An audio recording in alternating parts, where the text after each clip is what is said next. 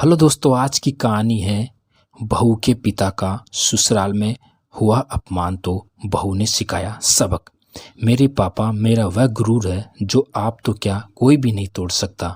उन्होंने अपनी ज़िंदगी में ढेर सारा पैसा नहीं कमाया, लेकिन मान सम्मान बहुत कमाया है। जो इंसान ज़िंदगी भर सर उठाकर चला हो, उन्हें मैं अपनी वजह से आपके सामने सर झुकने नहीं दूंगी। मेरे पापा बिना किसी गलती की आप लोगों से माफ़ी नहीं मांगेंगे, फिर भले ही आपको रिश्ता चलाना हो या ना चलाना हो। शिवानी ने दो टूक शब्दों में अपने ससुराल वालों के सामने अपना फैसला सुना दिया। तुम अपने बाप के लिए हमसे जुबान लड़ाओगी? दुर्गा देवी दांत पीसते हुए बोली। बाप नहीं पापा, सम्मान से नाम लीजिए। बेटी के पिता है तो क्या इज्जत उतार कर रख देगी? मत भूलिए आपकी यहाँ भी बेटी है, और कल को आप भी जब उन्हें ब्याहने जाएगी तब लड़की वाली ही कहलाएगी। और जब आपका अपमान होगा तब आपको समझ में आएगा कि आपने जो किया है वह आपको सूद समेत वापस मिल रहा है। हम लोग तुम्हारे पिता की तरह भीख मंगे नहीं हैं, जो बेटी की शादी भी ढंग से नहीं कर पाए। जब हम अपनी बेटी की शादी करेंगे तो दुनिया देखती रह जाएगी। उन्होंने तो अपनी हैसियत भर बहुत अच्छे इंतजाम किए थे, अब बारिश हो गई तो सारे इंतजाम गड़बड़ा गए। उसमें भी मेरे पापा का दोष है। कौन सा पिता चाहेगा कि बेटी की शादी में कुछ गड़बड़ हो और उसे ज़िंदगी भर सुनना पड़े? बेटी की शादी का अरमान हर पिता को होता है। हमने तो खाना खाया भी नहीं। सारे रिश्तेदार कह रहे थे कि सारा खाना खराब हो गया था, बदबू आ रही थी, किसी ने खाना ही नहीं खाया, सब खाना फेंक दिया। कितनी बेइज्जती हुई हमारी। इससे अच्छा तो हम बारात लेकर ही नहीं जाते। आपने सिर्फ अपने रिश्तेदारों की बात सुनी जो हमेशा से आपसे जलते थे, इसलिए उन्होंने शादी में हर चीज़ में नुक्ताचीनी निकाली। यहाँ तक कि मुझे भी नहीं छोड़ा। जी भरकर आपको भड़काया और आप उनकी बातों में आकर अपनी ही बहू और उसके मायके पक्ष का अपमान किए जा रहे हैं।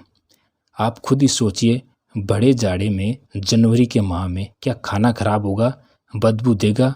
हाँ, आपके रिश्तेदारों ने खाना फेंककर मेरे पिता का अपमान जरूर किया है। एक पिता अपनी ज़िंदगी भर की कमाई लगा देता है बेटी की शादी में, लेकिन लड़के वालों के लिए उसकी कोई कदर नहीं। कहते हुए शिवानी भावुक हो गई। दरअसल शिवानी की शादी वाले दिन जोरदार बारिश हो गई। उसके पिता ने सारी व्यवस्थाएं बहुत अच्छे से की थी, लेकिन बारिश ने सब बेकार कर दिया। रिश्तेदार तो कमियां निखारने के लिए बैठे ही रहते हैं। उस समय किसी ने बात को संभाला नहीं, बल्कि हर कोई ससुर जी और सासू माँ को भड़काने में लगा रहा।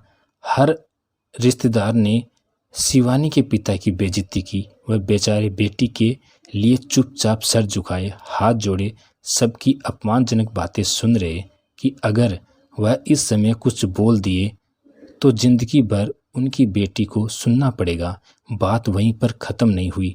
बारात घर आ गई तो शिवानी के ताऊ ससुर इस बात पर अड़ गए कि बहू के पिता ने हम सबका अपमान किया है, उन्हें घर बुलाओ और हम सबसे माफ़ी मांगे। उसी बात को लेकर दुर्गा जी अपने समधी जी माधव जी को फ़ोन करने जा रही थी कि शिवानी ने उन्हें रोक लिया। उनके बीच में बातचीत चल रही थी कि शिवानी के ससुर जी के परम मित्र संजीव परिवार सहित घर आ गए और आते ही सबसे पहले सासू माँ से बोले, वाह भाभी, हमने आज तक किसी शादी में बढ़िया इंतजाम नहीं देखे और ना ही इतना बढ़िया खाना खाया। मज़ा आ गया शादी में। आपके समधी जी ने सारी व्यवस्थाएं बहुत बढ़िया की थी। सबसे बढ़कर उन्होंने अपनी सुरक्षित संस्कारी बेटी हमें दे दी, जो हम पराये लोगों को भी अपनों के जितना ही मान सम्मान और प्यार देती है। हमें हमारे समधन जी का आभार प्रकट करना चाहिए। केशव भैया, आपको हमारे यहाँ की शादी में कोई कमी नहीं लगी? या तो हमारा हर रिश्तेदार कमियां ही कमियां गिना रहे हैं। ऐसा लग रहा है वहाँ कुछ अच्छा हुआ ही नहीं। दुर्गा देवी केशव जी की बात सुनकर थोड़ा नरम पड़ते हुए बोली, भाभी, अपने रिश्तेदार की तो बात ही मत करिए।